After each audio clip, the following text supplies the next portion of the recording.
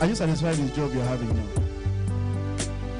Destiny changing God, your name is Yahweh. Destiny changer, you are the destiny changer. Come and change my destiny today. My destiny to go. Powerful ruler, you are the powerful ruler. Come on, you will so powerful today.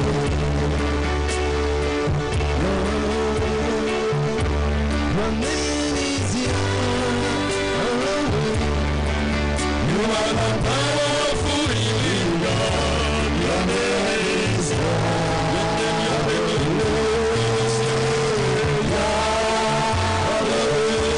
Your name is God. You are the powerful living God. Your name is God. You are one of the very, very first people who will experience, who will manifest Exodus in this place, in this year. Amen. Amen. If you believe it, shout 3 amens. You have to shout it loud. Amen. Okay. What else do you want? There's a visitation on you for you now. What else do you want? Talk. Global quality music. Who are you, Elizabeth? Who was? Because there was a lady. Anyway, the point is that amongst the choir here, when we came in here on Sunday, we were told that there are music. There's some album or music that is outstanding from the choir here. So whether it is you, whether it's Elizabeth who we met on Sunday. Amen. It may seem something, it may seem in your mind now is, how am I going to do it? Where is the, in fact, many things are challenging, many things are conflicting. My home, looking after my career or my work, and then also the issue about the funding. Time to exercise this. You also do not know how you also feel you need some enhancement in terms of your training to do that.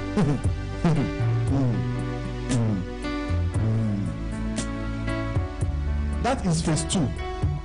That may not happen this year. But here write it down. They say write it down, write it down, write it down. Write it down. It may tarry, but it will surely come to pass. Write the vision down. Write the vision down. Write the vision down. In a matter of time, in the course of time, at the appointed time, in the name of Jesus Christ. Amen. Please stand up. You are favored, especially favored. I declare that unto you. I proclaim it, and I say that nothing on earth, nothing in the heavenly, nothing in the spiritual realm shall derail this that have been said concerning you from coming to pass. In the name of Jesus Christ. Let's proceed, please. It's about please let's sit down. It's about transcending. It's your time to transcend. What does transcend mean? Transcend means going beyond the range or limits of something. Going beyond the range or limits of an established standard. Crossing the standard. Exceeding the standard. Moving, rising above the standard. Cutting across the standard. Surpassing the standard. Surpassing the limit. Surpassing the range. Going above the range. So, my understanding from this is that there will be a limit. There will be a line. When you talk about a standard, there's a standard. It's the revised standard version. Okay. There's a standard of behavior. You're talking about a limit. There's a line that is drawn. So, transcending means go beyond. Let's start it from that way. Go beyond. When you're saying go beyond, there's something you are measuring that act of going beyond with against. Are we? When you say something goes, you are going beyond. You are going beyond what? What are you going beyond? There must be a measure which now determines, from which it is determined that indeed you have gone beyond. Am I sounding colloquial? There will be a line drawn. I've crossed this line. Hello? I'm going beyond the ordinary. The ordinary is that somebody who, the ordinary is that a child who is 2 years cannot speak will not speak very well. Will still be babbling. But a child, if the child is speaks perfectly, at 2 years, the child has transcended the standards, the positions of a 2-year-old child. So there must be a standard. There must be a boundary. So that boundary, when you cross that boundary of expectation, regular expectation, then you have done what? You have transcended. It's quite different from migrating. It's quite different from what? Metamorphosing. Transcending means you are going beyond. Metamorphosis can be preparing you for transcending. Migration is a thing of the mind. Migration is a spiritual thing. Migration is a station in life thing. Station in life. Are we there? But for transcending, there must be a line. There will be a line you will cross. And that is what the book of somewhere in Psalm says, when you turn of the captivity of Zion, they are like them that dream dreams. Something happens. I ask you, when I got married initially, I used to give my wife 5,000 naira as upkeep allowance. That was what I could afford. And, but after some time, I did not know when, but I did not know exactly. But notice after some time, it increased. And then you would only look back and say, oh, 4 months ago, it was the standard for you was 5,000 naira as monthly upkeep. But you have crossed the line. You are like them that dream dreams. You see, when you transcend, it's not a physical thing. You just look back and say, oh, I have moved from one level to the other. Do you think that David knew? He physically saw himself moving from a shepherd boy to king, shepherd boy to warrior to king. No. He must have just turned back one day and said, hey, indeed, I'm no more. I am at this level. Must have woken up from sleep. I pinched himself. Anyway, so that is what transcending is about. So there must be a limit. There must be a line. There must be a standard that you will now go above, over and above and beyond. That standard can be standard of standard in your family, standard of wealth, standard of relationships, standard in terms of your spiritual interfaces. It can be standards in any respects.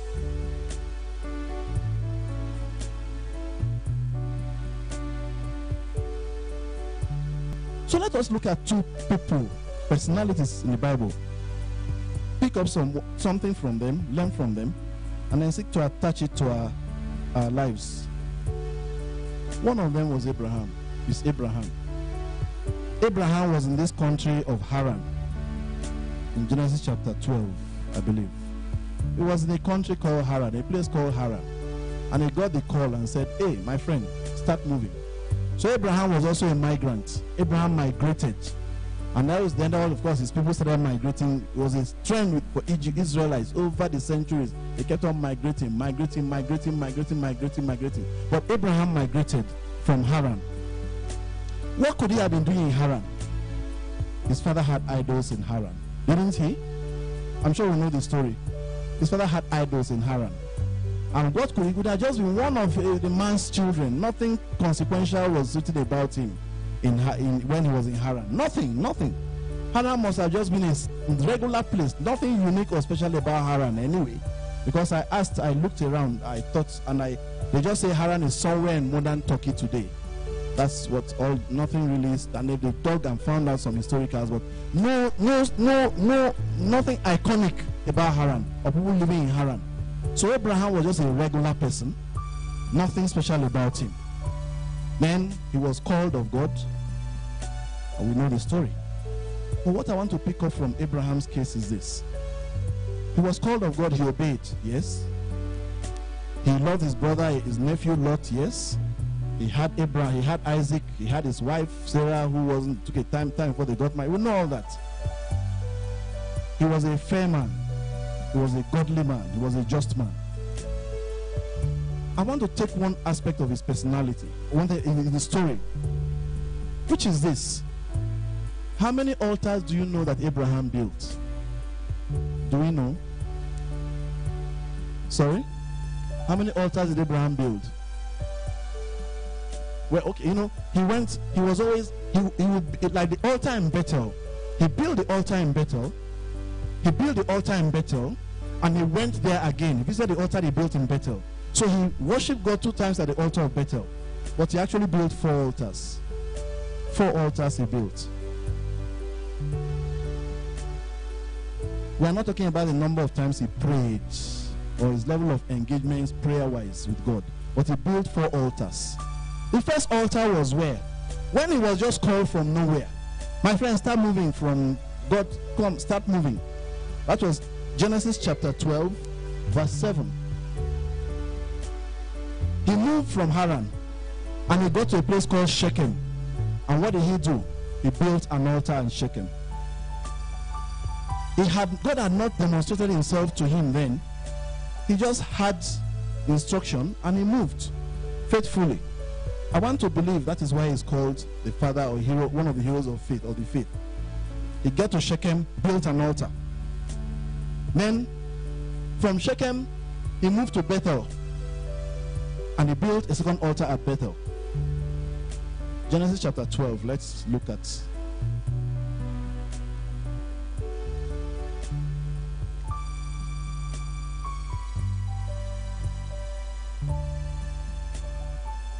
Verse 6, he passed through the land and got to the Shechem and where the Canaanites were.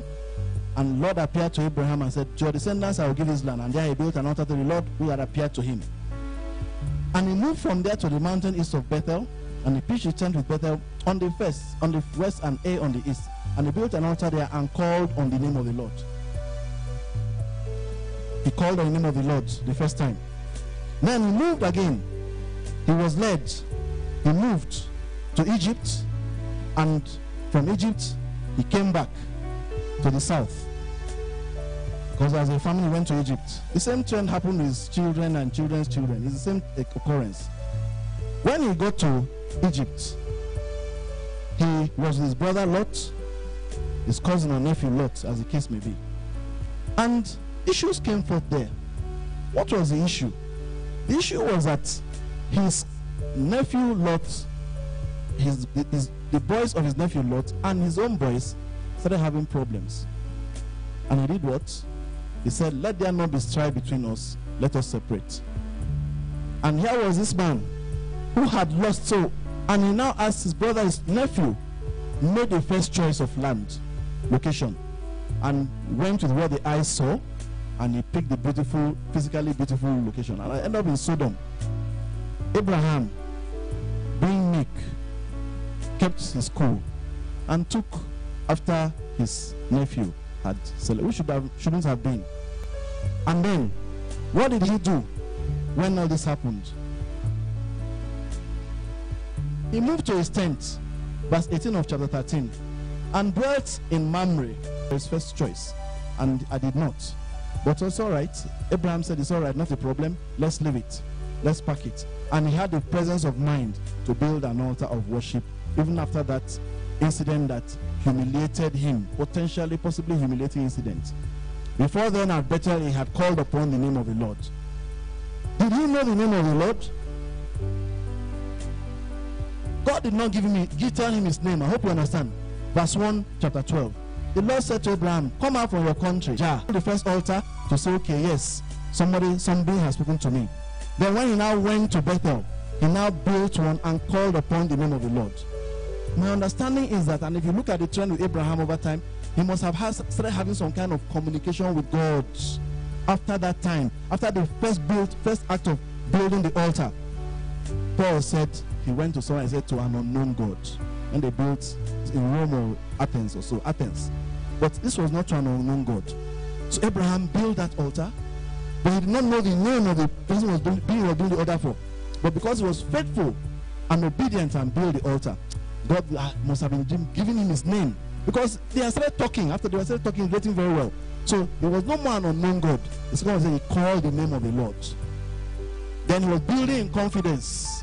He was growing in confidence. We begin to understand, the nuances, how God will relate to him. God relates differently to each of us differently. Then the third time, he now built that altar at Hebron, and then said, even when he was, because then, if he had not built confidence with God, when his in-law, his nephew, quote unquote, insulted him by making first choice, how would I put it now? He had confidence in something. God must have been telling him, look, I will make you a great nation, etc., etc. But he must have had special, beyond what is written here, there was other engagements that happened that made him say, okay, no problem, let the boy go. And then he built an altar again. Now that altar, beyond affirming God's presence or whatever, that altar was an altar of what? Peace. Altar of the name of the Lord, the attributes of God.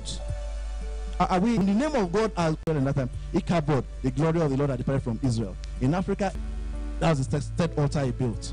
He built a fourth altar, which was where? At one of the mountains in the city or in the town of the province of Moriah. That was the most dramatic altar.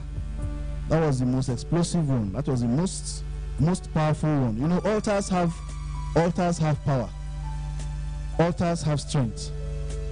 That was why, against the altar of Baal, the altar of God was superior. The altar of God overruled. The altar of God was supreme. The altar of God, suppressed the altar of Baal. That is how it works in the spirit realm, basically. And also when you are built, basically. So that altar that was built in Mount Moriah was the final one, the biggest one, the ultimate test. And what was that altar in Mount Moriah for? For me, that was the altar of the final what was this word? This big word. Transcending. But one thing again about transcending. Like we said, Abraham started. There was nothing about him. Then he now moved one level. There are 3 levels of transcending, as I'm made to understand when I read this in that Abraham went through. The first one was he was just there. Then God gave him a promise in verse 12, chapter 12, verse 1. I will make your name great, you shall be a blessing, you will be a great nation, your families of the earth shall be blessed. First one. first assurance. Then what happened? He moved on, built the first altar of recognition, the second altar of the attributes of God.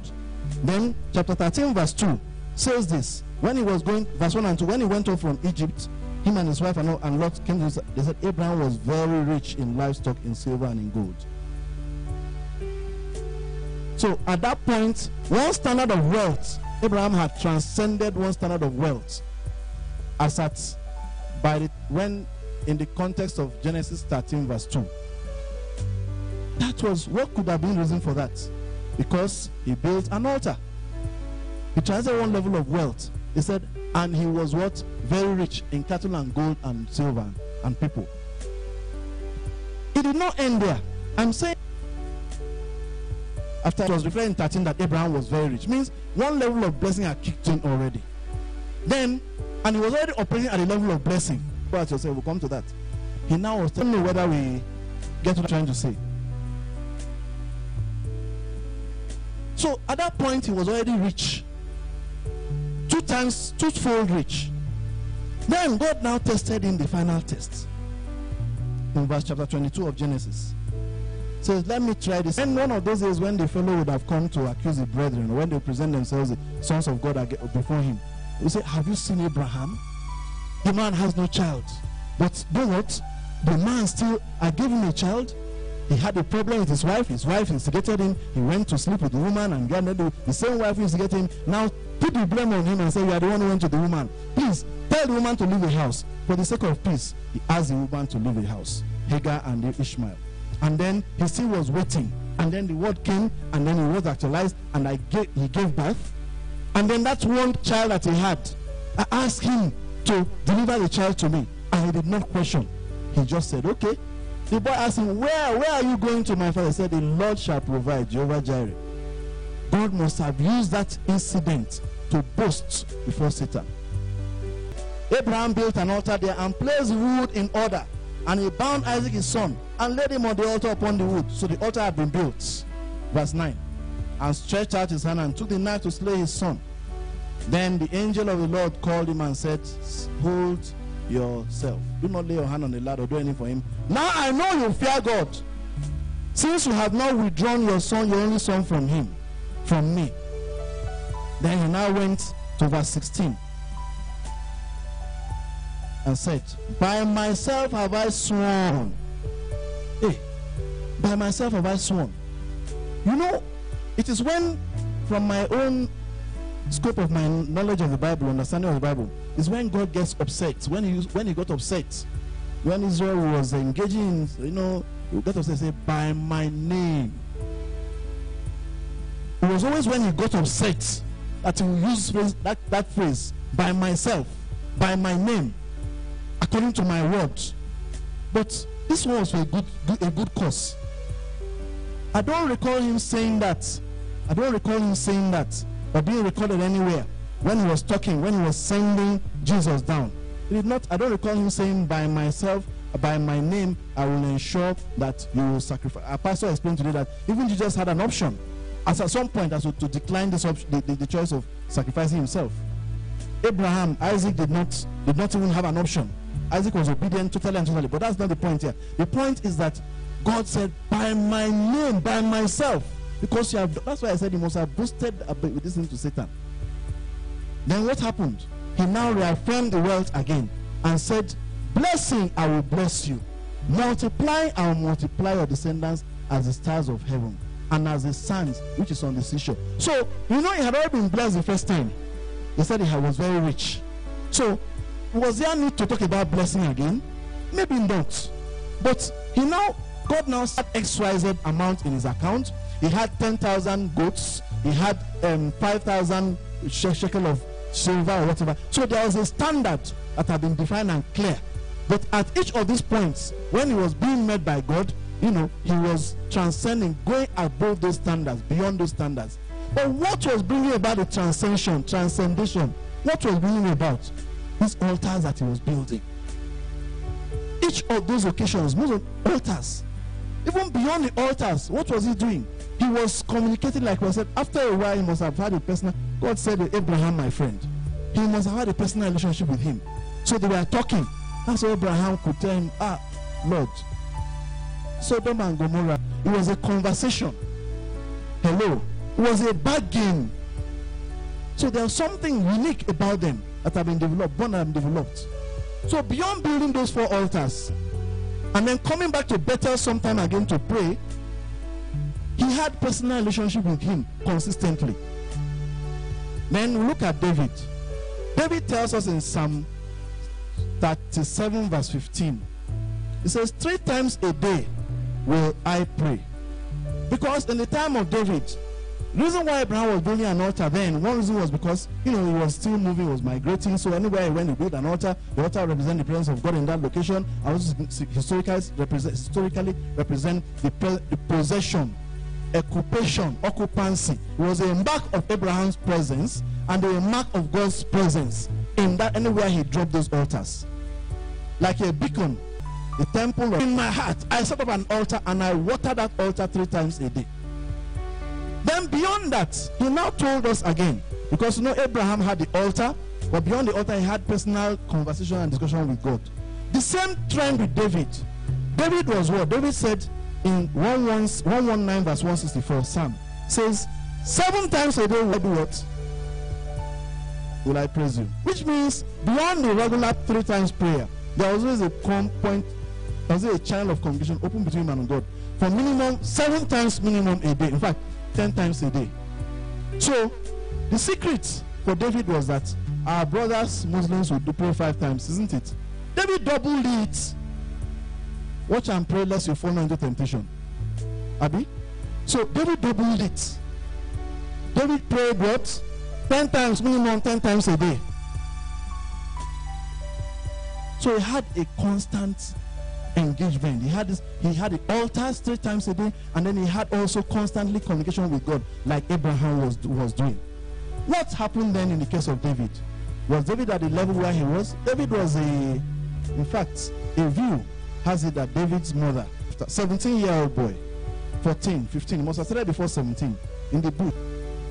So David wasn't a favored child. David was being pushed down, put down by his brothers. That's why he went to Goliath. They are not ones who seem to have bright prospects, future prospects, because they will be rearing cattle at 10 years, that business. They will not leave that endeavor. So the potential was there, the possibility was there that David would die a shepherd. David would die a shepherd. But David did not end up as a shepherd. David did not die as a shepherd. There must have been a line. These lines are not physical. There was a line apparently between shepherdhood and what? Warriorhood and what? Kingship. So David transcended 3 times. Like Abraham did. David transcended 3 times. From being a shepherd to being a warrior. From being a warrior to do what? To what? To be what? A king. And he said, I come against you in the name of the Lord of hosts, whom you have insulted today.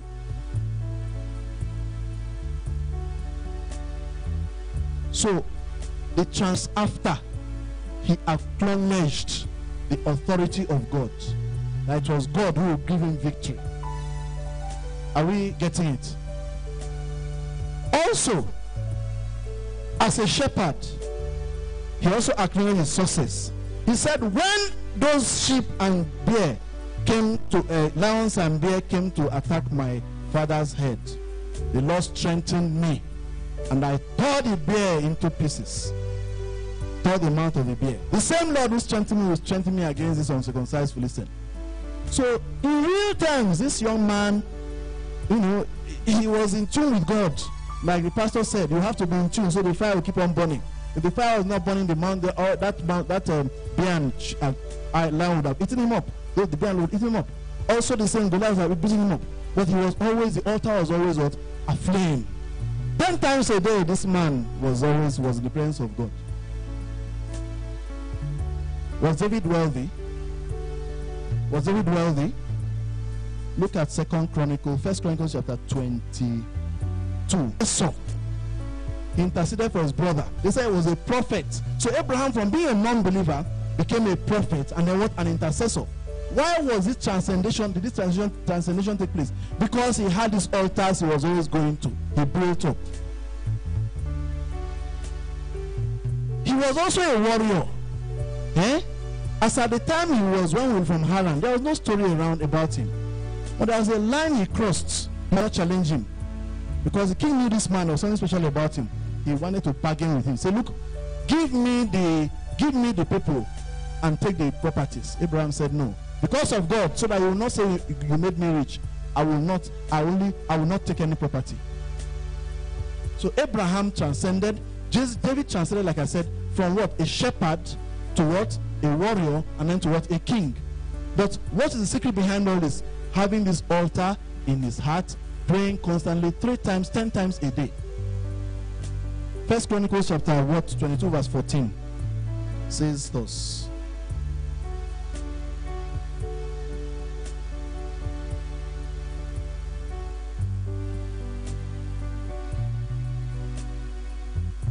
This was David talking to his son Solomon on his deathbed before he died, charging Solomon to build the temple. Indeed, I have taken much trouble to prepare for the house of the Lord 100,000 talents of gold and 1,000,000 talents of silver and bronze and iron beyond measure, for it is so abundant. I have prepared silver, timber and stone also, and you may add to them. What is 100,000 talents of gold? In modern, then I move goods, and they say 10 ton, 20 ton, that's how they are measured, in tonnage. The gold this man left was what? 3,750 tons. So imagine those trucks that come from quarries. How many of them? Each of them will take me 10 tons, 20 tons, 50 tons of 50 tons, 50 ton of truck. Imagine 3,750 tons of gold was what David reserved for the building of the house. If he reserved that much for the building of the house, he must also keep some for himself, isn't it? And for his numerous family all over. Why do you think those boys were fighting? Well, it was just so much for the kingship. They knew what the father had. This man was a warrior. He had great spoil. So what you are saying is that David was also rich. And when did he become rich? At the point of transcendation. From being a shepherd, he may not have been rich. Then he transcended to become a warrior. He takes spoils. Then he become king. They start paying tribute to you. So at each point, this level of wealth was what? Increasing, enhancing. If he had 10 tons before, or 1,000 shekels before, 500 shekels as a warrior, when he became king, another 500 we added to the 1,000 to make it 1,500. So it was also transcending in wealth. Are we getting the message? So what was the secret? What was it about these two men? There are many others in the Bible. I just took these two because they are very... What was it about them that made them transcend? That made them succeed?